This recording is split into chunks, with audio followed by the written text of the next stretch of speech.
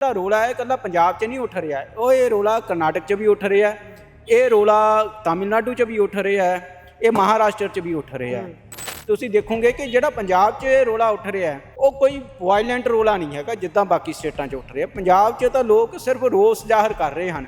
ਸਿੱਧੇ ਤੌਰ ਤੇ ਕਹਿੰਦੇ ਨੇ ਵੀ ਅਸੀਂ ਇਹਨਾਂ ਤੇ ਨਿਰਭਰ ਬਹੁਤ ਆ, ਆਪਾਂ ਇਹਨਾਂ ਨੂੰ ਇੱਥੋਂ ਕੱਢ ਨਹੀਂ ਸਕਦੇ। ਪ੍ਰਸੰਗ ਸਿਰ ਚੜੇ ਆ, ਉਹ ਕਹਿ ਰਹੇ ਆ ਵੀ ਇਹਨੂੰ ਇੱਕ ਲੀਗਲਾਈਜ਼ਡ ਟਰਮ 'ਚ ਲੈ ਕੇ ਆਓ, ਉਹਦੀ ਕੋਈ ਪ੍ਰੋਪਰ ਵੈਰੀਫਿਕੇਸ਼ਨ ਹੋਵੇ। ਅਸੀਂ ਕਿੱਥੇ ਕਹਿ ਰਹੇ ਹਾਂ ਵੀ ਕੋਈ ਪ੍ਰਵਾਸੀ, ਅਸੀਂ ਤਾਂ ਕਹਿ ਰਹੇ ਹਾਂ ਵੀ ਜਿਹੜਾ ਪੰਜਾਬ ਦੇ ਵਿੱਚ ਹੈ ਸਥਾਨਕ ਮਜ਼ਦੂਰ ਦੇ ਹਿੱਤ ਸੁਰੱਖਿਅਤ ਕੀਤੇ ਜਾਣ। ਅਸੀਂ ਤਾਂ ਸ਼ਬਦ ਇਹ ਨਹੀਂ ਵਰਤਿਆ ਵੀ ਭਾਈ ਕਿਸੇ ਨੂੰ ਕੁੱਟ ਕੇ ਭਜਾ ਦਿਓ ਜਾਂ ਕੁਝ ਵੀ ਨਹੀਂ ਆ। ਮੈਂ ਕਹਿੰਦਾ ਵੀ ਪ੍ਰਵਾਸੀ ਮਜ਼ਦੂਰ ਵੀ ਆਉਂਦਾ ਇੱਥੇ, ਉਹ ਬਿਲਕੁਲ ਹੀ ਮਤਲਬ ਤਰਸਯੋਗ ਕੰਡੀਸ਼ਨ 'ਚ ਖੜਾ ਹੁੰਦਾ, ਉਹ ਝੁੱਗੀ ਪਾ ਲੈਂਦਾ। ਐਜ਼ ਪਰ ਲਾਅ ਤੁਸੀਂ ਇੱਥੇ ਝੁੱਗੀ ਨਹੀਂ ਪਾ ਸਕਦੇ, ਇਨਕਰੋਚਮੈਂਟ। ਉਹਦੇ ਜਿਹੜੀਆਂ ਮਜ਼ਦੂਰ ਬਸਤੀਆਂ ਹੁੰਦੀਆਂ ਉਹਦੇ ਵਿੱਚ ਟਿਊਬਰਕਲੋਸਿਸ ਤੋਂ ਲੈ ਕੇ ਕਈ ਬਿਮਾਰੀਆਂ ਚੱਲਦੀਆਂ। ਉਹ ਹਾਲੇ ਤੱਕ ਵੀ ਤੁਸੀਂ ਦੇਖ ਲਓ ਵੀ ਨਿਰਭਇਆ ਕਾਂਡ ਹੋਇਆ ਸੀਗਾ ਤੇ ਹੁਣ ਦਾ ਮਸਲਾ, ਇਹ ਮਸਲਾ ਉਸ ਤੋਂ ਜ਼ਿਆਦਾ ਸੀਰੀਅਸ ਸੀਗਾ। ਤੇ ਪੰਜਾਬ ਦੀਆਂ ਪੋਲੀਟੀਕਲ ਪਾਰਟੀਆਂ ਦਾ ਪ੍ਰਤੀਕਰਮ ਦੇਖ ਲਓ ਕਿਸ ਤਰ੍ਹਾਂ ਦਾ ਆਇਆ, ਉਹ ਠੰਡਾ ਪ੍ਰਤੀਕਰਮ ਹੈ। ਹਰੇਕ ਬੰਦਾ ਈਵਨ ਖੱਬੇ ਪੱਖੀ ਵੀ ਇਸ ਗੱਲ ਨੂੰ ਪ੍ਰਸੰਗ ਉਭਾਰਦੇ ਆ ਵੀ ਬਾਹਰ ਦੇ ਪੰਜਾਬੀ ਬਾਹਰ ਜਾਂਦੇ ਆ।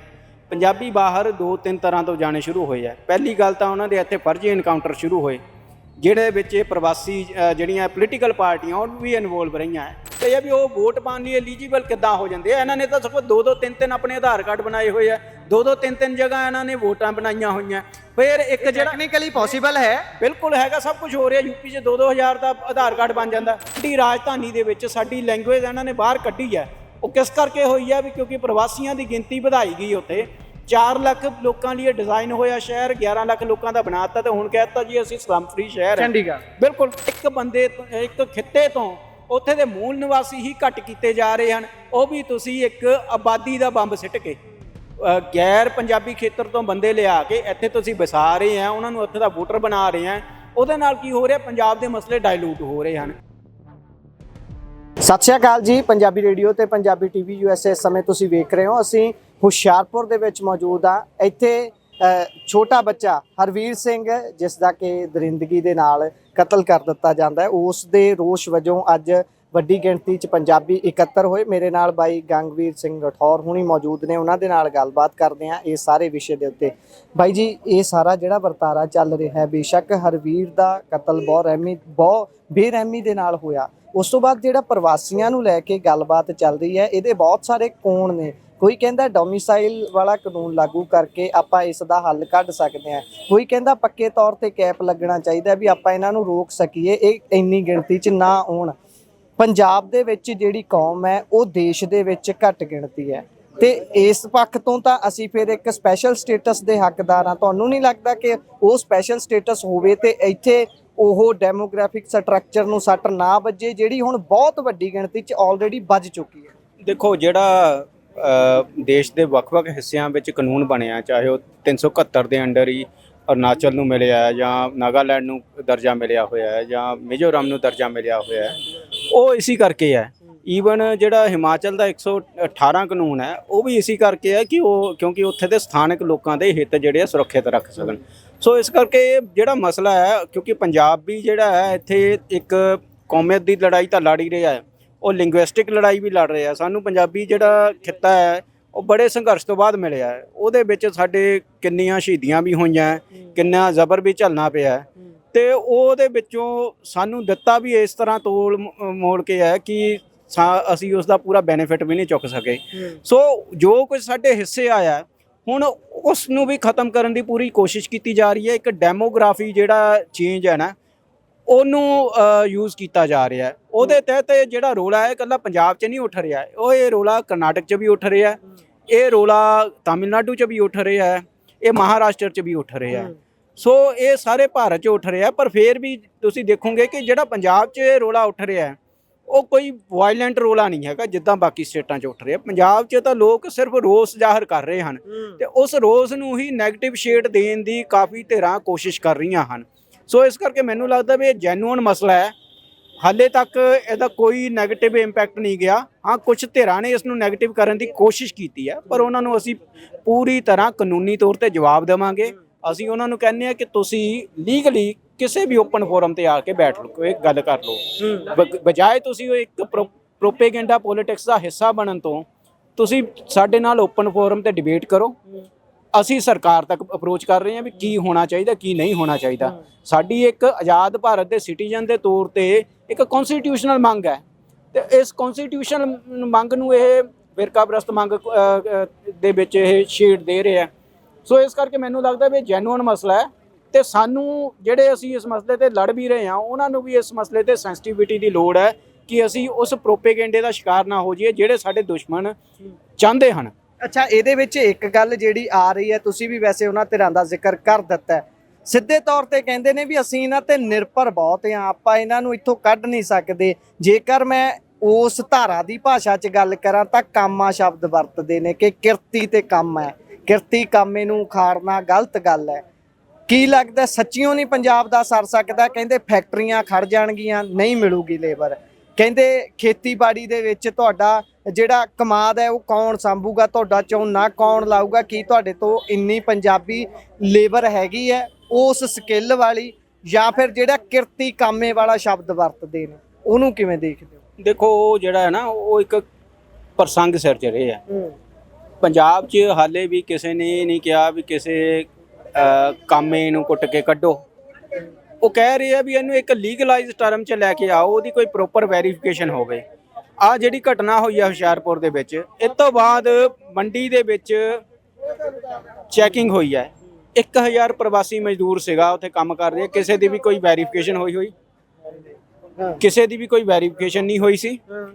ਤੇ ਉਹਦੇ ਵਿੱਚੋਂ ਕਾਫੀ ਮਜ਼ਦੂਰ ਇਹੋ ਜਿਹੇ ਸਨ ਕਿ ਜਿਹੜੇ ਹਿਸਟਰੀ ਸ਼ੀਟਰ ਸਨ, ਕ੍ਰਿਮੀਨਲ ਸਨ, ਤੇ ਦੂਸਰੇ ਰਾਜਿਆਂ ਤੋਂ ਭਗੌੜੇ ਹੋ ਕੇ ਆਏ ਹੋਏ ਸਨ। ਸੋ ਇੱਥੇ ਤਾਂ ਪ੍ਰਸ਼ਾਸਨ ਦੀ ਜ਼ਿੰਮੇਵਾਰੀ ਸੀਗੀ, ਤੇ ਇਹ ਉਹਨਾਂ ਨੂੰ ਸ਼ੈਲਟਰ ਕਰ ਰਹੇ ਆ। ਅਸੀਂ ਕਿੱਥੇ ਕਹਿ ਰਹੇ ਹਾਂ ਵੀ ਕੋਈ ਪ੍ਰਵਾਸੀ, ਅਸੀਂ ਤਾਂ ਕਹਿ ਰਹੇ ਹਾਂ ਵੀ ਜਿਹੜਾ ਪੰਜਾਬ ਦੇ ਵਿੱਚ ਹੈ ਸਥਾਨਕ ਮਜ਼ਦੂਰ ਦੇ ਹਿੱਤ ਸੁਰੱਖਿਅਤ ਕੀਤੇ ਜਾਣ। ਅਸੀਂ ਤਾਂ ਸ਼ਬਦ ਇਹ ਨਹੀਂ ਵਰਤਿਆ ਵੀ ਭਾਈ ਕਿਸੇ ਨੂੰ ਕੁੱਟ ਕੇ ਭਜਾ ਦਿਓ ਜਾਂ ਕੁਝ ਵੀ ਨਹੀਂ ਆ। ਅਸੀਂ ਤਾਂ ਲੀਗਲਾਈਜ਼ ਰੈਮੇਡੀ ਮੰਗ ਰਹੇ ਹਾਂ। ਉਹਦੇ ਲਈ ਅਸੀਂ ਆਪਣੀ ਵਿਧਾਨ ਸਭਾ ਦੇ ਕੋਲੋਂ ਕਹਿ ਰਹੇ ਹਾਂ ਵੀ ਕਾਨੂੰਨ ਬਣਾਵੇ, ਉਹਦੇ ਲਈ ਅਸੀਂ ਪ੍ਰਸ਼ਾਸਨ ਨੂੰ ਕਹਿ ਰਹੇ ਹਾਂ। ਹੁਣ ਸਾਨੂੰ ਦੱਸੇ ਵੀ ਇਹ ਮਸਲਾ ਹੁੱਲੜਬਾਜੀ ਦਾ ਜਾਂ ਗੈਰ ਕਾਮਿਆਂ ਦਾ ਕਿਵੇਂ ਹੋ ਗਿਆ, ਕਿਉਂਕਿ ਅਸੀਂ ਤਾਂ ਆਪਣੇ ਲੋਕਲ ਮਜ਼ਦੂਰ ਦੇ ਹੱਕ 'ਚ ਹੀ ਖੜਨਾ ਹੈ। ਦੂਜੀ ਗੱਲ, ਜਿਹੜੇ ਕਹਿ ਰਹੇ ਆ ਵੀ ਇੱਥੇ ਫੈਕਟਰੀਆਂ ਖੜ ਜਾਣਗੀਆਂ, ਫੈਕਟਰੀਆਂ ਖੜ ਜਾਣਗੀਆਂ, ਅਸਲ ਮਸਲਾ ਤਾਂ ਇਹ ਹੈ ਵੀ ਜਿਹੜੀਆਂ ਖੱਬੇ ਪੱਖੀ ਮਜ਼ਦੂਰ ਧਿਰਾਂ ਬਣੀਆਂ ਫਿਰਦੀਆਂ ਹਨ ਉਹ ਅਸਲ 'ਚ ਫੈਕਟਰੀਆਂ ਨੂੰ ਸਸਤੀ ਲੇਬਰ ਦਿਵਾਉਣ ਦੀ ਇੱਕ ਸਾਜ਼ਿਸ਼ 'ਚ ਹਿੱਸੇਦਾਰ ਹੁੰਦੀਆਂ। ਕਿਉਂਕਿ ਫੈਕਟਰੀਆਂ ਦੇ ਵਿੱਚ ਤੁਸੀਂ ਚੈੱਕ ਵੀ ਕਰ ਲੈਣਾ, 90% ਲੇਬਰ ਅੱਜ ਕੱਲ੍ਹ ਜਿਹੜੀ ਆ ਰਹੀ ਹੈ ਉਹ ਠੇਕੇ ਰਾਹੀਂ ਲੇਬਰ ਆਉਂਦੀ ਹੈ, ਉਹਦਾ ਕੋਈ ਰਿਕਾਰਡ ਨਹੀਂ ਰੱਖਿਆ ਜਾਂਦਾ। ਉਹ ਸੀਜ਼ਨਲ ਅਨਆਰਗੇਨਾਈਜ਼ਡ ਸੈਕਟਰ ਹੁੰਦਾ। ਹਾਂ, ਉਹ ਰਜਿਸਟਰਡ ਲੇਬਰ ਨਹੀਂ ਹੁੰਦੀ। ਤਾਂ ਇਸ ਕਰਕੇ ਉਹ ਕੀ ਹੈ ਕਿ ਉਹਨਾਂ ਦੇ ਵੇਜਿਸ ਨਹੀਂ ਪੂਰੇ ਦਿੱਤੇ ਜਾਂਦੇ। ਸਥਾਨਕ ਮਜ਼ਦੂਰ ਉਸ ਵੇਜਿਸ ਤੇ ਘੱਟ ਵੇਜਿਸ ਤੇ ਕੰਮ ਕਰਨ ਨੂੰ ਮੰਨਦਾ ਨਹੀਂ ਹੈ, ਨਾਲੇ ਉਹ ਹੈਜ਼ਿਟੇਟ ਵੀ ਕਰ ਸਕਦਾ। ਹਾਂ, ਉਸ ਕਰਕੇ ਇਹ ਉਹਨਾਂ ਦੇ ਇੰਟਰਸਟ ਬਚਾ ਰਹੇ ਆ। ਦੇਖੋ ਮੈਂ ਕਹਿੰਦਾ ਵੀ ਪ੍ਰਵਾਸੀ ਮਜ਼ਦੂਰ ਵੀ ਆਂਦਾ ਇੱਥੇ, ਉਹ ਬਿਲਕੁਲ ਹੀ ਮਤਲਬ ਤਰਸਯੋਗ ਕੰਡੀਸ਼ਨ 'ਚ ਖੜਾ ਹੁੰਦਾ, ਉਹ ਝੁੱਗੀ ਪਾ ਲੈਂਦਾ। ਐਜ਼ ਪਰ ਲਾਅ ਤੁਸੀਂ ਇੱਥੇ ਝੁੱਗੀ ਨਹੀਂ ਪਾ ਸਕਦੇ, ਇਨਕਰੋਚਮੈਂਟ। ਉਹਦੀਆਂ ਜਿਹੜੀਆਂ ਮਜ਼ਦੂਰ ਬਸਤੀਆਂ ਹੁੰਦੀਆਂ ਉਹਦੇ ਵਿੱਚ ਟਿਊਬਰਕਲੋਸਿਸ ਤੋਂ ਲੈ ਕੇ ਕਈ ਬਿਮਾਰੀਆਂ ਚੱਲਦੀਆਂ। ਮਤਲਬ ਕਿ ਤੁਸੀਂ ਚਾਹੁੰਦੇ ਆ ਕਿ ਜਿਹੜਾ ਸਥਾਨਕ ਮਜ਼ਦੂਰ ਹੈ ਉਹ ਵੀ ਉਸ ਪੱਧਰ ਤੇ ਆ ਕੇ ਸਰਵਾਈਵ ਕਰੇ, ਕਿਉਂਕਿ ਇੱਥੇ ਦੇ ਮਜ਼ਦੂਰ ਨੇ ਤਾਂ ਇੱਥੇ ਦੇ ਲਿਵਿੰਗ ਸਟੈਂਡਰਡ ਦੇ ਹਿਸਾਬ ਨਾਲ ਆਪਣੀ ਮਿਹਨਤ ਮੰਗਣੀ ਹੈ। ਸੋ ਇਹ ਮਸਲਾ ਸਾਰਾ ਸਸਤੀ ਲੇਬਰ ਦਾ, ਜਿਹਦੇ ਵਿੱਚ ਇਹ ਹਿੱਸਾਦਾਰ ਹੁੰਦੀਆਂ। ਇਹ ਵੱਖ-ਵੱਖ ਜਿਹੜੀਆਂ ਮਜ਼ਦੂਰ ਜਥੇਬੰਦੀਆਂ ਇਹਨਾਂ ਦੀ ਪੂੰਜੀਪਤੀਆਂ ਨਾਲ ਇੱਕ ਸੈਟਿੰਗ ਹੁੰਦੀ ਹੈ ਤੇ ਉਹਨਾਂ ਤੋਂ ਇਹ ਹਫ਼ਤਾ ਲੈਂਦੀਆਂ। ਸੋ ਇਸ ਕਰਕੇ ਇਹ ਸਾਰਾ ਦੇਖਦੀਆਂ ਵੀ ਉਹਨਾਂ ਦੇ ਇੰਟਰਸਟ ਇਸ ਚੀਜ਼ ਨਾਲ ਖਰਾਬ ਹੋ ਰਹੇ ਹਨ, ਤੇ ਇਸ ਕਰਕੇ ਉਹ ਇਸ ਨੂੰ ਨਫ਼ਰਤੀ ਨਜ਼ਰੀਆ ਦੇਣ ਦੀ ਕੋਸ਼ਿਸ਼ ਕਰ ਰਹੇ ਹਨ। ਅੱਛਾ, ਇਹਦੇ ਵਿੱਚ ਇੱਕ ਹੋਰ ਐਂਗਲ ਹੈ, ਪ੍ਰਵਾਸੀ ਤਾਂ ਇੱਕ ਐਂਗਲ ਹੈਗੇ ਨੇ ਵੀ ਪ੍ਰਵਾਸੀਆਂ ਦੇ ਉੱਪਰ ਗੱਲ ਕੀਤੀ ਜਾ ਰਹੀ ਹੈ ਕਿ ਇਹਨਾਂ ਤੇ ਐਂ ਕੈਪ ਲੱਗੇ, ਐ ਹੋਣ, ਇਹ ਚੀਜ਼ਾਂ ਹੋਣ, ਪਰ ਵੱਡੇ ਪੱਧਰ ਤੇ ਤਾਂ ਸਰਕਾਰ ਜ਼ਿੰਮੇਵਾਰ ਹੈ ਜਿਹੜੀ ਪਾਲਿਸੀਆਂ ਘੜਦੀ ਹੈ। ਤੁਹਾਨੂੰ ਨਹੀਂ ਲੱਗਦਾ ਜਦੋਂ ਅੱਜ ਤੋਂ 20 25 30 ਸਾਲ ਪਹਿਲਾਂ ਇਹਨਾਂ ਦਾ ਰੁਝਾਨ ਹੋਇਆ ਇਸ ਪਾਸੇ ਨੂੰ ਆਉਣ ਦਾ, ਜੇ ਸਰਕਾਰਾਂ ਉਸ ਸਮੇਂ ਸੁਹਿਰਦ ਹੁੰਦੀਆਂ, ਉਹਨਾਂ ਨੂੰ ਦਰਦ ਹੁੰਦਾ ਪੰਜਾਬ ਦਾ ਜਾਂ ਪੰਜਾਬ ਦੀ ਡੈਮੋਗ੍ਰਾਫੀ ਨੂੰ ਬਚਾਉਣ ਦਾ, ਉਹਨਾਂ ਦੇ ਅੰਦਰ ਚਿਣਗ ਹੁੰਦੀ, ਤਾਂ ਉਸ ਲਈ ਕੋਈ ਫੈਸਲਾ ਲੈ ਲਿਆ ਗਿਆ ਹੁੰਦਾ। ਜਾਂ ਅੱਜ ਵੀ ਆਪਾਂ ਇੱਥੇ ਪ੍ਰਵਾਸੀ ਭਜਾਓ ਜਾਂ ਕਹਿ ਲਈਏ ਵੀ ਇਹ ਗੱਲ ਤੋਰੀ ਜਾ ਰਹੀ ਹੈ ਵੀ ਇਹਨਾਂ ਦਾ ਕੋਈ ਲੀਗਲਾਈਜ਼ ਸਿਸਟਮ ਬਣਾਇਆ ਜਾਵੇ, ਇਹਦੀ ਜਗ੍ਹਾ ਤੇ ਆਪਾਂ ਸਰਕਾਰ ਨੂੰ ਕਟਹਿਰੇ 'ਚ ਖੜਾ ਕਰੀਏ ਵੀ ਭਾਈ ਤੁਸੀਂ ਹੁਣ ਤੱਕ ਕਿਉਂ ਸੁੱਤੇ ਰਹੇ ਹੋ, ਐਡੇ ਐਡੇ ਕਾਂਡ ਹੋ ਰਹੇ ਨੇ, ਕੁੰਬੜਾ ਕਾਂਡ ਹੋਇਆ, ਉਸ ਤੋਂ ਇਲਾਵਾ ਬਹੁਤ ਸਾਰੇ ਹੋਰ ਕਾਂਡ ਗਿਣਾਏ ਜਾ ਸਕਦੇ ਨੇ। ਅੱਜ ਆਪਾਂ ਇੱਥੇ ਹੁਸ਼ਿਆਰਪੁਰ 'ਚ ਖੜੇ ਹਾਂ। ਦੇਖੋ ਅਸੀਂ ਤਾਂ ਇਹੀ ਗੱਲ ਕਹਿ ਰਹੇ ਹਾਂ ਕਿਉਂਕਿ ਜਿਹੜਾ ਪੰਜਾਬ ਦਾ ਜਿਹੜਾ ਇੱਕ ਸਿਆਸੀ ਮਾਫੀਆ ਨਾ, ਉਹ ਚਾਹੇ ਜਿਹੜੀ ਮਰਜ਼ੀ ਪਾਰਟੀ ਦਾ ਹੋਵੇ, ਚਾਹੇ ਵਿਰੋਧੀ ਧਿਰ ਵੀ ਹੈ, ਉਹ ਵੋਟ ਬੈਂਕ ਦੀ ਪੋਲਿਟਿਕਸ ਦੇ ਤਹਿਤ ਇਹਨਾਂ ਲੋਕਾਂ ਦੀਆਂ ਇਲੀਗਲੀ ਵੋਟਾਂ ਬਣਾਉਂਦੇ ਹਨ। ਤੇ ਉਹ ਕਿਉਂਕਿ ਇਹ ਵੋਟਾਂ ਜਿਹੜੀਆਂ ਇੱਕ ਮੁਸ਼ਤ ਭੁਗਤਦੀਆਂ ਹਨ, ਤੇ ਉਹਨਾਂ ਨੇ ਇਹ ਦੇਖ ਲਿਆ ਵੀ ਜਿਹੜਾ ਅੱਜ ਦੀ ਪੋਲਿਟਿਕਸ ਹੈ, ਉਹ ਅਸੀਂ ਪਹਿਲਾਂ ਤਾਂ ਮਤਲਬ ਕਿ PR ਕੰਪਨੀਆਂ ਨੂੰ ਮੈਨੇਜ ਕਰ ਲਾਂਗੇ, ਦੂਜਾ ਅਸੀਂ ਮਨੀ ਦੀ ਪਾਵਰ ਨਾਲ ਕਰ ਲਾਂਗੇ, ਤੀਜਾ ਮਸਲ ਦੀ। ਤਾਂ ਉਹਦੇ ਵਿੱਚ ਉਹ ਸਥਾਨਕ ਬੰਦੇ ਨੂੰ ਵੈਸੇ ਹੀ ਆਈਸੋਲੇਟ ਕਰਕੇ ਇੱਕ ਵੋਟ ਬੈਂਕ ਦੇ ਜ਼ਰੀਏ ਇਲੈਕਸ਼ਨ ਜਿੱਤਣਾ ਚਾਹੁੰਦੇ ਆ। ਹੁਣ ਦੇਖੋ ਕਿ ਹਰੇਕ ਖਿੱਤੇ ਦੇ ਵਿੱਚ, ਹਰੇਕ ਵਿਧਾਨ ਸਭਾ ਦੇ ਵਿੱਚ ਜੇ 20-25 ਹਜ਼ਾਰ ਪ੍ਰਵਾਸੀ ਮਜ਼ਦੂਰ ਬੈਠਾ ਹੈ, ਮੈਂ ਕਹਿੰਦਾ ਵੀ ਇੱਕ ਪਾਸੇ 1 ਲੱਖ ਪੰਜਾਬੀ ਬੈਠਾ ਹੈ, ਤੇ ਦੂਜੇ ਪਾਸੇ 25 ਤੋਂ 30 ਹਜ਼ਾਰ ਬਾਹਰੀ ਆ ਕੇ ਬੈਠੇ ਹਨ। ਜੇ ਪੰਜਾਬੀ ਜਿਹੜਾ ਵੋਟਰ ਹੋਊਗਾ ਹਮੇਸ਼ਾ ਖੰਡਿਆ ਹੁੰਦਾ, ਉਹਨੂੰ ਖੰਡਾਰ ਕੇ ਜੇ ਪ੍ਰਵਾਸੀ ਲੇਬਰ ਨੂੰ ਹੀ ਕੰਸੋਲੀਡੇਟ ਇੱਕ ਪਾਸੇ ਕਰ ਲਿਆ ਜਾਂਦਾ ਤੇ ਆਰਾਮ ਨਾਲ ਸੀਟ ਕੱਢ ਲੈਂਦੇ ਆ। ਤੇ ਇਹ ਸਾਰਾ ਕੁਝ ਉਹਦੀ ਗਿਣਤੀ ਮਿੰਤੀ ਦੇ ਵਿੱਚ ਹੁੰਦਾ। ਇਸ ਕਰਕੇ ਮੈਨੂੰ ਲੱਗਦਾ ਵੀ ਪੰਜਾਬ ਦੀਆਂ ਜਿਹੜੀਆਂ ਪੋਲੀਟੀਕਲ ਧਿਰਾਂ, ਉਹ ਇਸ ਮਸਲੇ ਤੇ ਸੀਰੀਅਸ ਕਦੀ ਹੋਈਆਂ ਹੀ ਨਹੀਂ ਹੈ। ਉਹ ਹਾਲੇ ਤੱਕ ਵੀ ਤੁਸੀਂ ਦੇਖ ਲਓ ਵੀ ਨਿਰਭਇਆ ਕਾਂਡ ਹੋਇਆ ਸੀਗਾ ਤੇ ਹੁਣ ਦਾ ਮਸਲਾ, ਇਹ ਮਸਲਾ ਉਸ ਤੋਂ ਜ਼ਿਆਦਾ ਸੀਰੀਅਸ ਸੀਗਾ। ਤੇ ਪੰਜਾਬ ਦੀਆਂ ਪੋਲੀਟੀਕਲ ਪਾਰਟੀਆਂ ਦਾ ਪ੍ਰਤੀਕਰਮ ਦੇਖ ਲਓ ਕਿਸ ਤਰ੍ਹਾਂ ਦਾ ਆਇਆ, ਉਹ ਠੰਡਾ ਪ੍ਰਤੀਕਰਮ ਹੈ। ਤੇ ਮੈਨੂੰ ਤਾਂ ਲੱਗਦਾ ਹਾਲੇ ਤੱਕ ਇਹਨਾਂ ਨੂੰ ਪ੍ਰੋਪਰ ਮੁਆਵਜ਼ੇ ਤੱਕ ਦੀ ਵੀ ਗੱਲ ਨਹੀਂ ਸ਼ੁਰੂ ਹੋਈ। ਸਹੀ ਗੱਲ ਹੈ। ਅੱਛਾ, ਇਹਦੇ ਵਿੱਚ ਫਿਰ ਜਿਹੜੀ ਤੁਸੀਂ ਹੁਣ ਪੋਲੀਟੀਕਲ ਪਾਰਟੀਆਂ ਨਾਲ ਗੱਲ ਜੋੜੀ ਹੈ, ਪੋਲੀਟੀਕਲ ਪਾਰਟੀ ਨੂੰ ਲੋੜ ਹੁੰਦੀ ਹੈ ਵੋਟ ਦੀ, ਵੋਟ ਕਰਕੇ ਹੀ ਉਹ ਇਹ ਸਾਰਾ ਕੁਝ ਕਰਦੇ ਨੇ। ਹੁਣ ਦੂਜੇ ਪਾਸੇ ਜਦੋਂ ਇਹ ਲੋਕ ਜਿਹੜੇ ਪ੍ਰਵਾਸੀ ਇੱਥੇ ਆ ਕੇ ਕੰਮ ਕਰਦੇ ਨੇ, ਉਹਨਾਂ ਦੇ ਅੱਗੇ ਮਾਈਕ ਕਰਦੇ ਆ, ਉਹਨਾਂ ਨੂੰ ਕਹਿੰਦੇ ਆ ਵੀ ਤੁਹਾਡੇ ਲਈ ਜਿਹੜੀ ਇਹ ਗੱਲ ਚੱਲ ਰਹੀ ਹੈ ਤੁਸੀਂ ਕਿਵੇਂ ਦੇਖਦੇ ਹੋ? ਅਗਲੇ ਕਹਿੰਦੇ ਅਸੀਂ ਆਪਣੇ ਦੇਸ਼ ਦੇ ਵਿੱਚ ਇੱਕ ਸੂਬੇ ਦੇ ਅੰਦਰ ਰਹਿ ਰਹੇ ਹਾਂ, ਅਸੀਂ ਕੰਮ ਕਰ ਸਕਦੇ ਹਾਂ ਇੱਥੇ ਆ ਕੇ। ਕਹਿੰਦੇ ਤੁਸੀਂ ਜਾਂਦੇ ਹੋ ਵਿਦੇਸ਼ਾਂ ਦੇ ਜਾਂ ਧਰਤੀਆਂ ਤੇ ਜਾ ਕੇ ਕੰਮ ਕਰਦੇ ਹੋ, ਤੁਹਾਨੂੰ ਉੱਥੋਂ ਕਦੀ ਕਿਸੇ ਨੇ ਕਿਹਾ ਵੀ ਨਿਕਲ ਜਾਓ?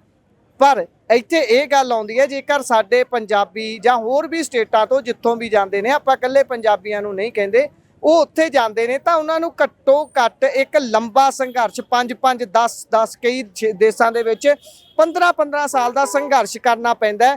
ਕਹਿ ਲਈਏ ਸਿੱਧੇ ਰੂਪ 'ਚ ਆਪਾਂ ਨਾਰਮਲ ਸ਼ਬਦ ਵਰਤਣਾ ਹੋਵੇ, ਸ਼ਰਤਾਂ ਕਹਿ ਲਈਏ, ਉਹਨਾਂ ਦੀ ਭਾਸ਼ਾ 'ਚ ਨਿਯਮ ਕਾਨੂੰਨ ਕਹਿ ਲਈਏ, ਉਹ ਸਾਰੇ ਫੋਲੋ ਕਰਨੇ ਪੈਂਦੇ ਨੇ ਤਾਂ ਜਾ ਕੇ ਵੋਟ ਪਾਉਣ ਦਾ ਅਧਿਕਾਰ ਮਿਲਦਾ।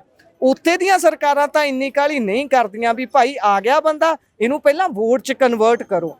ਇੱਥੇ ਸਾਡੇ ਆਉਂਦਿਆਂ ਹੀ ਵੋਟ 'ਚ ਕਨਵਰਟ ਹੋ ਜਾਂਦੇ ਨੇ। ਜਦੋਂ ਇਹ ਵੋਟ 'ਚ ਕਨਵਰਟ ਹੋ ਜਾਂਦੇ ਨੇ, ਫਿਰ ਸਿੱਧੇ ਤੌਰ ਤੇ ਉਹਨਾਂ ਦੇ ਵੱਲੋਂ ਪੋਲੀਟੀਕਲ ਇੰਟਰਫੇਰੈਂਸ ਹੋ ਜਾਂਦੀ ਹੈ, ਪੋਲੀਟੀਕਲ ਇੰਟਰਸਟ ਨੂੰ ਪ੍ਰਭਾਵਿਤ ਕਰਦੇ ਨੇ। ਹੁਣ ਪੰਜਾਬ ਦਾ ਪੋਲੀਟੀਕਲ ਇੰਟਰਸਟ ਕੋਈ ਹੋਰ ਹੋ ਸਕਦਾ ਹੈ, ਉਹ ਬੰਦਾ ਉਧਰਲੇ ਪਾਸਿਓਂ ਆਇਆ, ਉਹਨੂੰ ਤਾਂ ਉਹਦਾ ਇੰਟਰਸਟ ਕੋਈ ਹੋਰ ਹੋਊਗਾ, ਉਹ ਸਿੱਧਾ ਪ੍ਰਭਾਵਿਤ ਕਰੂਗਾ। ਫਿਰ ਇਹ ਜਿਹੜੀ ਵੋਟ ਪੋਲੀਟਿਕਸ ਹੈ, ਸਿੱਧਾ ਹੱਕ ਮਿਲ ਜਾਣਾ ਆਉਂਦਿਆਂ ਹੀ ਵੋਟ ਪਾਉਣ ਦਾ, ਇਹਨੂੰ ਕਿਵੇਂ ਦੇਖੋ ਇਹ ਜਿਹੜਾ ਮਸਲਾ ਨਾ, ਜਿੱਥੇ ਤੱਕ ਸਵਾਲ ਹੈਗਾ ਪ੍ਰਵਾਸੀ ਨੂੰ ਕੰਮ ਕਰਨ ਦਾ, ਕੰਮ ਕਰਨ ਤੋਂ ਕਿੰਨੇ ਰੋਕਿਆ? ਜੋ ਲੀਗਲਾਈਜ਼ ਤੌਰ ਨਾਲ ਆਇਆ ਹੈ, ਉਹਦੀ ਕੋਈ ਪ੍ਰੋਪਰ ਵੈਰੀਫਿਕੇਸ਼ਨ ਹੋਈ ਹੈ, ਪਰ ਕੰਮ ਕਰੇ, ਪਰ ਉਹ ਝੁੱਗੀ ਨਾ ਪਾਵੇ। ਝੁੱਗੀ ਪਾਣੀ ਇਲੀਗਲ ਹੈ, ਠੀਕ ਹੈ। ਫਿਰ ਉਹ ਜੇ ਮਿਨੀਮਮ ਵੇਜਸ ਤੇ ਕੰਮ ਕਰੂਗਾ, ਉਹ ਵੀ ਇੱਥੇ ਦੇ ਮਜ਼ਦੂਰ ਦੇ ਹਿੱਤਾਂ ਦੇ ਖਿਲਾਫ ਹੈ। ਤੀਜੀ ਗੱਲ ਇਹ ਹੈ ਵੀ ਕੰਮ ਕਰਨ ਦਾ ਹੱਕ ਤੇ ਵੋਟਿੰਗ ਦਾ ਹੱਕ ਇੱਕੋ ਜਿਹਾ ਕਿੱਦਾਂ ਤੁਸੀਂ ਰੱਖ ਸਕਦੇ ਆ? ਠੀਕ ਹੈ ਨਾ। ਹੁਣ ਗੱਲ ਆਉਂਦੀ ਹੈ ਹਰੇਕ ਬੰਦਾ, ਈਵਨ ਖੱਬੇ ਪੱਖੀ ਵੀ ਇਸ ਗੱਲ ਨੂੰ ਪ੍ਰਸੰਗ ਉਭਾਰਦੇ ਆ ਵੀ ਬਾਹਰ ਦੇ ਪੰਜਾਬੀ ਬਾਹਰ ਜਾਂਦੇ ਆ। ਪੰਜਾਬੀ ਬਾਹਰ 2-3 ਤਰ੍ਹਾਂ ਤੋਂ ਜਾਣੇ ਸ਼ੁਰੂ ਹੋਏ ਆ। ਪਹਿਲੀ ਗੱਲ ਤਾਂ ਉਹਨਾਂ ਦੇ ਇੱਥੇ ਫਰਜ਼ੀ ਇਨਕਾਊਂਟਰ ਸ਼ੁਰੂ ਹੋਏ, ਜਿਹੜੇ ਵਿੱਚ ਇਹ ਪ੍ਰਵਾਸੀ ਜਿਹੜੀਆਂ ਪੋਲੀਟੀਕਲ ਪਾਰਟੀਆਂ ਉਹ ਵੀ ਇਨਵੋਲਵ ਰਹੀਆਂ, ਚਾਹੇ ਉਹ ਕਾਂਗਰਸ ਦੀ ਸਰਕਾਰ ਸੀ, ਚਾਹੇ ਉਹ ਅਕਾਲੀਆਂ ਦੀ ਸਰਕਾਰ ਸੀ, ਜਾਂ ਅੱਜ ਸੋ ਕਾਲਡ ਜਿਹੜੀ ਸੀ ਡੀਪ ਸਟੇਟ ਦੇ ਨਾਲ ਹੀ ਸੀ। ਬਿਲਕੁਲ ਸੀਗੀਆਂ ਨਾ। ਸਾਡੇ ਇੱਕ ਪੀੜ੍ਹੀ ਦਾ ਇਹਨਾਂ ਨੇ ਫਰਜ਼ੀ ਮੁਕਾਬਲਿਆਂ 'ਚ ਮਾਰਤੀ। ਦੂਜਾ ਜਿਹੜਾ ਪ੍ਰਵਾਸ ਦਾ ਦੌਰ ਸ਼ੁਰੂ ਹੋਇਆ ਨਸ਼ਿਆਂ ਕਰਕੇ, ਉਹ ਮਾਂ-ਬਾਪ ਡਰਦੇ ਸੀ ਕਿ ਇੱਥੇ ਬੱਚਾ ਰਹੂਗਾ ਨਸ਼ਿਆਂ ਦਾ ਸ਼ਿਕਾਰ ਹੋ ਜਾਊਗਾ, ਉਹ ਵੀ ਸਟੇਟ ਫੇਲੀਅਰ 'ਚ ਗਏ ਆ। ਕੋਈ ਬੱਚਾ ਇਸ ਤਰ੍ਹਾਂ ਤਾਂ ਜਾਣਾ ਨਹੀਂ ਚਾਹੁੰਦਾ ਸੀਗਾ। ਤੀਸਰਾ ਇਹ ਹੈ ਕਿ ਵੋਟ ਪਾਉਣ ਦਾ ਹੱਕ ਤਾਂ ਹਿਮਾਚਲ 'ਚ ਵੀ ਨਹੀਂ ਹੈ। ਫਿਰ ਹਿਮਾਚਲ 'ਚ ਵੀ 80% ਜਿਹੜਾ ਕੋਟਾ ਹੈ ਉਹ ਸਥਾਨਕ ਮਜ਼ਦੂਰ ਨੂੰ ਮਿਲਦਾ ਹੈ, ਹੋਰ ਥਾਂ ਵੀ ਹੈ। ਆਪਾਂ ਕਹਿੰਦੇ ਹਾਂ ਵੀ ਜੇ 20% ਦੇ ਵਿੱਚ ਲੇਬਰ ਆ ਕੇ ਕੰਮ ਵੀ ਕਰਦੀ ਹੈ, ਕੋਈ ਉਹਨਾਂ ਨੂੰ ਕੱਢਣ ਤਾਂ ਵਾਲਾ, ਪਰ ਸਵਾਲ ਇਹ ਹੈ ਵੀ ਉਹ ਵੋਟ ਪਾਉਣ ਲਈ ਐਲੀਜੀਬਲ ਕਿੱਦਾਂ ਹੋ ਜਾਂਦੇ ਆ? ਇਹਨਾਂ ਨੇ ਤਾਂ ਸਗੋਂ 2-2 3-3 ਆਪਣੇ ਆਧਾਰ ਕਾਰਡ ਬਣਾਏ ਹੋਏ ਆ, 2-2 3-3 ਜਗ੍ਹਾ ਇਹਨਾਂ ਨੇ ਵੋਟਾਂ ਬਣਾਈਆਂ ਹੋਈਆਂ। ਫਿਰ ਇੱਕ ਜਿਹੜਾ ਟੈਕਨੀਕਲੀ ਪੋਸੀਬਲ ਹੈ, ਬਿਲਕੁਲ ਹੈਗਾ, ਸਭ ਕੁਝ ਹੋ ਰਿਹਾ। ਯੂਪੀ 'ਚ 2-2 ਹਜ਼ਾਰ ਦਾ ਆਧਾਰ ਕਾਰਡ ਬਣ ਜਾਂਦਾ। ਇੱਕ ਤੁਸੀਂ ਦੇਖੋ ਕਿ ਵੋਟ ਚੋਰੀ ਦਾ ਮਸਲਾ ਚੱਲ ਰਿਹਾ, ਉਹ ਵੋਟ ਚੋਰੀ ਦਾ ਮਸਲਾ ਇਹੀ ਹੈ। ਉਹ ਵੋਟ ਚੋਰੀ ਦਾ ਮਸਲਾ ਤੁਸੀਂ ਇਹ ਦੇਖ ਲਓ, ਜਿਹੜਾ ਰਾਹੁਲ ਗਾਂਧੀ ਵੀ ਬੋਲ ਰਿਹਾ, ਉਹ ਵੋਟ ਚੋਰੀ ਦੇ ਵਿੱਚ ਜਿਹੜੇ ਲੋਕ ਗਿਣ ਰਹੇ ਆ, ਜੇ ਤਾਮਿਲਨਾਡੂ ਵਾਲੇ ਕਹਿ ਰਹੇ ਵੀ ਬਿਹਾਰ ਤੋਂ ਆਏ ਆ, ਜਾਂ ਯੂਪੀ ਤੋਂ ਆਏ ਆ। ਕਰਨਾਟਕ ਵਾਲੇ ਕਹਿ ਰਹੇ ਯੂਪੀ ਬਿਹਾਰ ਤੋਂ ਆਏ ਆ। ਕੋਈ ਇਹ ਤਾਂ ਨਹੀਂ ਕਹਿ ਰਹੇ ਵੀ ਪੰਜਾਬੀਆਂ ਨੇ ਜਾ ਕੇ ਉੱਥੇ ਆਬਾਦੀ ਵਧਾਤੀ ਤੇ ਵੋਟਾਂ ਨੂੰ ਇੰਪੈਕਟ ਕੀਤਾ। ਡੈਮੋਗ੍ਰਾਫੀ ਨੂੰ ਸੱਟ ਮਾਰ ਬਿਲਕੁਲ, ਡੈਮੋਗ੍ਰਾਫੀ ਨੂੰ ਇੰਪੈਕਟ ਕੌਣ ਕਰ ਰਿਹਾ? ਉਹ ਇਹ ਕਰ ਰਹੇ ਆ। ਠੀਕ ਹੈ ਨਾ। ਹੁਣ ਇਲਜ਼ਾਮ ਪੰਜਾਬੀਆਂ ਤੇ ਲਾ ਰਹੇ ਆ। ਦੂਜੀ ਗੱਲ ਇਹ ਹੈ ਵੀ ਗਲਫ ਦੇ ਵਿੱਚ 43 ਲੱਖ ਜਿਹੜੇ ਆ ਭਾਰਤੀ ਕੰਮ ਕਰਦਾ ਹੈ, ਵਰਕਿੰਗ ਰਾਈਟ ਉਹਨਾਂ ਨੂੰ ਦਿੰਦਾ ਹੈ UAE, ਸਿਰਫ UAE। ਉਹਨਾਂ ਦੀ ਆਬਾਦੀ ਦਾ 40% ਹਿੱਸਾ ਵਾ ਭਾਰਤੀ ਬਣ ਜਾਂਦੇ ਆ ਤੇ ਉੱਥੇ ਤਾਂ ਉਹ VOTING ਰਾਈਟ ਦਿੰਦੇ ਨਹੀਂ, ਵਸਣ ਦਾ ਰਾਈਟ, ਕੰਮ ਕਰਨ ਦਾ ਦੇ ਦਿੰਦੇ ਆ। VOTING ਰਾਈਟ ਤਾਂ ਕੀ, ਉਹ ਤਾਂ ਸਿਟੀਜ਼ਨਸ਼ਿਪ ਨਹੀਂ ਦਿੰਦੇ। ਬਿਲਕੁਲ ਨਹੀਂ ਦਿੰਦੇ ਨਾ।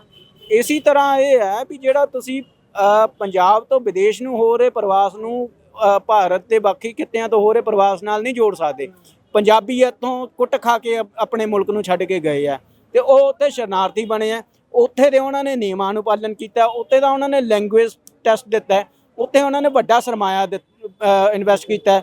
ਉੱਥੇ ਜਾ ਕੇ ਉਹਨਾਂ ਨੇ ਕਿਸੇ ਨੇ ਝੁੱਗੀ ਤਾਂ ਨਹੀਂ ਪਾਈ, ਬਕਾਇਦਾ ਟੈਕਸ ਭਰਦੇ ਆ।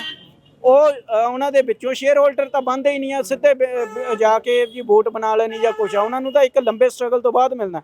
ਅਸੀਂ ਤਾਂ ਇਹੀ ਕਹਿ ਰਹੇ ਹਾਂ ਵੀ 25 ਤੋਂ 30 ਸਾਲ ਇੱਥੇ ਰਹੋ, ਤੁਸੀਂ ਇਸ ਸੱਭਿਆਚਾਰ ਦਾ ਹਿੱਸਾ ਬਣੋ। ਪਹਿਲਾਂ ਤੁਸੀਂ ਇੱਥੇ ਦੀ ਬੋਲੀ ਅਪਣਾਓ। ਇਹ ਤਾਂ ਕੁਝ ਹੋ ਨਹੀਂ ਰਿਹਾ। ਉਲਟਾ ਇਹ ਹੋ ਰਿਹਾ ਵੀ ਇੱਥੇ ਦੀ ਡੈਮੋਗ੍ਰਾਫੀ ਚੇਂਜ ਕਰਕੇ ਇਸ ਖਿੱਤੇ ਨੂੰ ਹਿੰਦੀ ਖਿੱਤਾ ਬਣਾਇਆ ਜਾ ਰਿਹਾ। ਹੁਣ ਇੱਕ ਸੂਬਾ ਹੈ ਸਾਡਾ, ਇਹ ਸੂਬਾ ਸਾਡੀ ਰਾਜਧਾਨੀ ਦੇ ਵਿੱਚ ਸਾਡੀ ਲੈਂਗੁਏਜ ਇਹਨਾਂ ਨੇ ਬਾਹਰ ਕੱਢੀ ਹੈ। ਉਹ ਕਿਸ ਕਰਕੇ ਹੋਈ ਹੈ ਵੀ ਕਿਉਂਕਿ ਪ੍ਰਵਾਸੀਆਂ ਦੀ ਗਿਣਤੀ ਵਧਾਈ ਗਈ। ਉੱਥੇ 4 ਲੱਖ ਲੋਕਾਂ ਲਈ ਡਿਜ਼ਾਈਨ ਹੋਇਆ ਸ਼ਹਿਰ, 11 ਲੱਖ ਲੋਕਾਂ ਦਾ ਬਣਾਤਾ ਤੇ ਹੁਣ ਕਹਿਤਾ ਜੀ ਅਸੀਂ ਸਲਮ ਫ੍ਰੀ ਸ਼ਹਿਰ ਹੈ ਚੰਡੀਗੜ੍ਹ। ਬਿਲਕੁਲ। ਤਾਂ ਇਹੀ ਉਸੀ ਪਾਲਿਸੀ ਦੀ ਐਕਸਟੈਂਸ਼ਨ ਜਿਹੜੀ ਹੈ ਪੰਜਾਬ ਵਿੱਚ ਹੋ ਰਹੀ ਹੈ। ਚੰਡੀਗੜ੍ਹ ਤੋਂ ਬਾਅਦ ਇਹਨਾਂ ਨੇ ਹੁਣ ਪੰਜਾਬ ਦੇ ਵੱਖ-ਵੱਖ ਸ਼ਹਿਰ ਦੱਬਣੇ ਹਨ ਤੇ ਉਹਦੇ ਵਿੱਚੋਂ ਹੀ ਇਹਨਾਂ ਨੇ ਸਾਡੀਆਂ ਪੰਚਾਇਤੀ ਜਿਹੜੀਆਂ ਸ਼ਾਮਲਾਟਾਂ ਉਹ ਦੱਬਣੀਆਂ। ਹੁਣ ਜਗਤਪੁਰਾ ਦਾ ਮਸਲਾ ਇਹੀ ਸੀਗਾ ਵੀ 900 ਸਥਾਨਕ ਬੰਦਾ ਤੇ 7000 ਜਿਹੜਾ ਸੀ ਪ੍ਰਵਾਸੀ ਸੀਗਾ। ਹੁਣ ਜੇ ਪ੍ਰਵਾਸੀ ਪੰਚਾਇਤ ਉੱਤੇ ਬਣ ਜਾਂਦੀ, ਕੱਲ ਨੂੰ ਉਹ ਕਹਿ ਦਿੰਦੇ ਜੀ ਪਿੰਡ ਦੀ ਜ਼ਮੀਨ ਹੀ ਬਣ ਦੇਣੀ ਹੈ, ਸਰਪਲਸ ਲੈਂਡ ਬਣ ਦੇਣੀ ਹੈ ਜਾਂ ਕੁਛ ਹੈ, ਜਾਂ ਸ਼ਾਮਲਾਟ ਨੂੰ ਉਹਨਾਂ ਨੇ ਆਪਸ 'ਚ ਵੰਡ ਲੈਣਾ ਸੀਗਾ। ਸੋ ਸਥਾਨਕ ਮਸਲਿਆਂ ਦੇ ਵਿੱਚੋਂ ਸਥਾਨਕ ਲੋਕਾਂ ਨੂੰ ਹੀ ਬਾਹਰ ਕਰਨ ਦੀ ਕੋਸ਼ਿਸ਼ ਕੀਤੀ ਜਾ ਰਹੀ ਹੈ। ਦੂਜੇ ਪਾਸੇ ਇਹ ਹੈ ਵੀ ਇਹਨਾਂ ਤੇ ਕੋਈ ਜਿਹੜਾ ਹੈ ਪਾਪੂਲੇਸ਼ਨ ਦਾ ਕੋਈ ਚੈੱਕ ਨਹੀਂ ਲੱਗਦਾ। ਐਵਰੇਜ 3 ਤੋਂ 4 ਬੱਚੇ ਹੈ ਕਿਉਂਕਿ ਨੈਸ਼ਨਲ ਐਵਰੇਜ ਇਹਨਾਂ ਦੀ 3.86 ਹੈ ਜਿਹੜੀ ਯੂਪੀ ਦੇ ਬਿਹਾਰ ਦੀ ਹੈ। For more than Punjab. Punjab the 1 point ਕੁਛ ਹੈ, 1.6 ਹੈ। ਉਹਦੇ ਵਿੱਚੋਂ ਵੀ ਜਿਹੜੀ ਸਿੱਖਾਂ ਦੀ ਪਾਪੂਲੇਸ਼ਨ ਰੇਟ ਹੈ 1.4 ਹੈ ਜਿਹੜੀ ਕਿ ਰੈੱਡ ਉਹਦੇ ਵਿੱਚ ਹੈ ਜ਼ੋਨ ਚ। ਇਹ ਤਾਂ ਡਿੱਗੀ ਹੈ ਸਗੋਂ ਸਿੱਖਾਂ ਦੀ 2012 ਦੇ ਮੁਕਾਬਲੇ 22 ਤੱਕ ਜਦੋਂ ਆਉਂਦੇ ਆ ਬਹੁਤ ਘਟੀ ਹੈ ਕਹਿੰਦੇ। ਬਿਲਕੁਲ ਘਟੀ ਆ। ਹੁਣ ਇਹੀ ਤਾਂ ਮਸਲਾ ਹੈ ਵੀ ਇਹਦੇ ਵਿੱਚ ਫੈਡਰਲਿਜ਼ਮ ਦੇ ਢਾਂਚੇ ਦੀ ਭਾਵਨਾ ਕਿੱਥੇ ਹੈ? ਉਹ ਵੀ ਤਾਂ ਕਮਜ਼ੋਰ ਹੋ ਰਿਹਾ ਵੀ ਇੱਕ ਬੰਦੇ ਤੋਂ, ਇੱਕ ਖਿੱਤੇ ਤੋਂ ਉੱਥੇ ਦੇ ਮੂਲ ਨਿਵਾਸੀ ਹੀ ਘੱਟ ਕੀਤੇ ਜਾ ਰਹੇ ਹਨ। ਉਹ ਵੀ ਤੁਸੀਂ ਇੱਕ ਆਬਾਦੀ ਦਾ ਬੰਬ ਸਿੱਟ ਕੇ ਗੈਰ ਪੰਜਾਬੀ ਖੇਤਰ ਤੋਂ ਬੰਦੇ ਲਿਆ ਕੇ ਇੱਥੇ ਤੁਸੀਂ ਵਸਾ ਰਹੇ ਆ, ਉਹਨਾਂ ਨੂੰ ਉੱਥੇ ਦਾ ਵੋਟਰ ਬਣਾ ਰਹੇ ਆ। ਉਹਦੇ ਨਾਲ ਕੀ ਹੋ ਰਿਹਾ? ਪੰਜਾਬ ਦੇ ਮਸਲੇ ਡਾਇਲੂਟ ਹੋ ਰਹੇ ਹਨ ਤੇ ਇਹੀ ਜਿਹੜੀ ਚੀਜ਼ ਹੈ ਇਸੇ ਕਰਕੇ ਲੈਫਟ ਜਿਹੜਾ ਹੈ ਇਹਨਾਂ ਦਾ ਸਾਥ ਦੇ ਰਿਹਾ ਕਿਉਂਕਿ ਉਹ ਪਹਿਲੇ ਦਿਨ ਤੋਂ ਹੀ ਪੰਜਾਬ ਦੇ ਮਸਲਿਆਂ ਦੇ ਖਿਲਾਫ ਹੈ। ਲੈਫਟ ਇਹਦੇ ਵਿੱਚ ਲੈਫਟ ਇਹ ਵੀ ਤਾਂ ਕਰ ਸਕਦਾ, ਉੱਥੇ ਦੀਆਂ ਸਰਕਾਰਾਂ ਜਿਨ੍ਹਾਂ ਨੇ ਇਹਨਾਂ ਨੂੰ ਝੰਬਿਆ, ਇੱਥੇ ਆਉਣ ਨੂੰ ਮਜਬੂਰ ਕੀਤਾ, ਉਹਨਾਂ ਦੇ ਖਿਲਾਫ ਕਿਉਂ ਨਹੀਂ ਬੋਲਦਾ? ਅਸੀਂ ਤਾਂ ਕਹਿੰਦੇ ਆ ਵੀ ਯੂਪੀ ਬਿਹਾਰ ਜਿਹੜਾ ਹੈ ਐਡੀ ਪੋਲੀਟੀਕਲੀ ਰਿਚ ਕਹਿੰਦੇ ਆ ਵੀ ਇੱਥੇ ਦੇ ਲੋਕਾਂ ਦਾ ਪੋਲੀਟੀਕਲ ਥੋਟ ਪ੍ਰੋਸੈਸ ਬੜਾ ਤੇਜ਼ ਹੈ। ਹੁਣ ਇੱਥੇ ਦੇ ਲੋਕਾਂ ਨੂੰ ਜੇ ਤੁਸੀਂ ਵੋਟ ਜਿਹੜੀ ਹੈ ਬਾਇਓਮੈਟ੍ਰਿਕ ਨਾਲ ਜੋੜ ਦਿਓ, ਉਹਨਾਂ ਦੇ ਮੂਲ ਜਿਹੜਾ ਖੇਤਰ ਹੈ ਉਹਦੇ ਵਿੱਚ ਉਹਨਾਂ ਦੀ ਵੋਟ ਬਣੀ ਹੋਵੇ, ਲੈਫਟ ਵਾਲੇ ਜਾਣ ਸਕੋ ਆਪਣਾ ਇਨਕਲਾਬ ਲੈ ਕੇ ਆਣ ਤੇ ਇੱਕ ਮਾਡਲ ਸਟੇਟ ਖੜੀ ਕਰਨ। ਇੱਥੇ ਆ ਕੇ ਤਾਂ ਕੁਝ ਨਹੀਂ ਬਣਨਾ ਉਹਨਾਂ ਦਾ ਵੀ ਕਿਉਂਕਿ ਇੱਥੇ ਆ ਕੇ ਜਿਹੜੇ ਪ੍ਰਵਾਸੀ ਦੀ ਵੋਟ ਵੀ ਬਣਨੀ ਆ ਉਹ ਕਿਸੇ ਲੈਫਟ ਨੂੰ ਤਾਂ ਭੁਗਤਣੀ ਨਹੀਂ, ਉਹ ਤਾਂ ਐਂਡ 'ਚ ਜਿਹੜਾ ਪੈਸੇ ਲੈ ਕੇ ਭੁਗਤਣੀ ਹੈ। ਸੋ ਇਸ ਕਰਕੇ ਮੈਂ ਕਹਿੰਦਾ ਵੀ ਇਹ ਇੱਕ ਮਾਡਲ ਪੇਸ਼ ਕਰਨ। ਸੋ ਇਹ ਪੰਜਾਬ ਦੇ ਹਿੱਤਾਂ ਦੇ ਅਗੇਂਸਟ ਹੀ ਇਹਨਾਂ ਦਾ ਏਜੰਡਾ ਪਹਿਲੇ ਦਿਨ ਤੋਂ ਚੱਲ ਰਿਹਾ ਜੀ। ਇਹ ਸਾਰੇ ਦੇ ਵਿੱਚ ਜਦੋਂ ਲੀਡਰਾਂ ਦੀ ਭੂਮਿਕਾ ਦੇਖਦੇ ਆ, ਵੈਸੇ ਆਪਾਂ ਵੋਟਰ ਦੇ ਵਾਲੀ ਗੱਲ ਤੇ ਗੱਲ ਕਰ ਚੁੱਕੇ ਆ, ਪਰ ਲੀਡਰਾਂ ਦਾ ਬਿਲਕੁਲ ਹੀ ਨਹੀਂ ਬੋਲਣਾ, ਇੰਨਾ ਬੇਖੌਫ ਹੋ ਜਾਣਾ ਇਹ ਸਾਰੇ ਵਰਤਾਰੇ ਤੋਂ ਇੰਨੇ ਲੋਕਾਂ ਦੇ ਕੋਲੋਂ, ਇਹਨੂੰ ਕਿਵੇਂ ਦੇਖਦੇ ਹੋ? ਫਿਰ ਮੈਨੂੰ ਲੱਗਦਾ ਪੰਜਾਬ ਦਾ ਲੀਡਰ ਨਾ ਬੇਸ਼ਰਮ ਹੋ ਚੁੱਕਾ ਹੈ। ਉਹਨੂੰ ਬੇਖੌਫ ਦੇ ਨਾਲ ਬੇਖੌਫ ਵੀ ਹੋ ਚੁੱਕਾ ਹੈ, ਬੇਸ਼ਰਮ ਵੀ ਹੋ ਚੁੱਕਾ ਹੈ। ਪਰ ਮੈਂ ਇੱਕ ਇੰਟਰਵਿਊ 'ਚ ਪ੍ਰਤਾਪ ਸਿੰਘ ਬਾਜਵਾ ਉਹਨਾਂ ਦੀ ਇੰਟਰਵਿਊ ਦੇਖੀ ਸੀ, ਉਹਦੇ ਵਿੱਚ ਉਹਨਾਂ ਨੇ ਮੰਨਿਆ ਕਿ ਪੰਜਾਬ ਦੇ ਹਾਲਾਤ ਨੇਪਾਲ ਹਾਲ ਨੂੰ ਵੱਧ ਰਹੇ ਆ। ਸੋ ਅਸੀਂ ਤਾਂ ਇਹਨਾਂ ਸਾਰਿਆਂ ਨੂੰ ਇੱਕ ਇਹੀ ਬੇਨਤੀ ਕਰਦੇ ਹਾਂ ਵੀ ਤੁਹਾਡੇ ਨਾਲ ਵੀ ਨੇਪਾਲ ਵਾਲੀ ਨਾ ਹੋ ਜਾਵੇ। ਉਹ ਤੋਂ ਪਹਿਲਾਂ ਸੁਧਰ ਜਾਓ, ਪੰਜਾਬ ਦੇ ਮਸਲਿਆਂ ਤੇ ਤੁਸੀਂ ਸੀਰੀਅਸ ਹੋ ਜਾਓ, ਗੰਭੀਰ ਹੋ ਕੇ ਕੋਈ ਚਿੰਤਨ ਕਰੋ। ਬਹੁਤ ਕੁਝ ਹੋ ਗਿਆ ਪਰ ਇਸ ਵਾਰ ਆਪਾਂ ਇਹ ਵੀ 4 ਮਹੀਨੇ ਦਾ ਜਾਂ 2 ਮਹੀਨੇ ਦਾ ਧਰਨਾ ਨਹੀਂ ਹੈ, ਇਸ ਵਾਰ ਤੁਹਾਡੀ ਬਾਹ ਮਰੋੜਨੀ ਹੈ, ਉਹ ਵੀ ਪੀਸਫੁਲ ਤਰੀਕੇ ਨਾਲ ਮਰੋੜਾਂਗੇ। ਠੀਕ ਹੈ, ਬਹੁਤ ਬਹੁਤ ਧੰਨਵਾਦ। ਧੰਨਵਾਦ। ਇਹ ਸਨ ਬਾਈ ਗੰਗਵੀਰ ਰਠੌਰ ਹੋਣੀ ਸਾਡੇ ਨਾਲ, ਜਿਨ੍ਹਾਂ ਨੇ ਚਾਨਣਾ ਪਾਇਆ ਸਾਰੀ ਕਹਾਣੀ ਦੇ ਉੱਪਰ ਤੁਸੀਂ ਕੀ ਸੋਚਦੇ ਹੋ? ਆਪਣੇ ਵਿਚਾਰ ਰਾਏ ਟਿੱਪਣੀਆਂ ਜ਼ਰੂਰ ਸਾਂਝਾ ਕਰਿਓ। ਧੰਨਵਾਦ।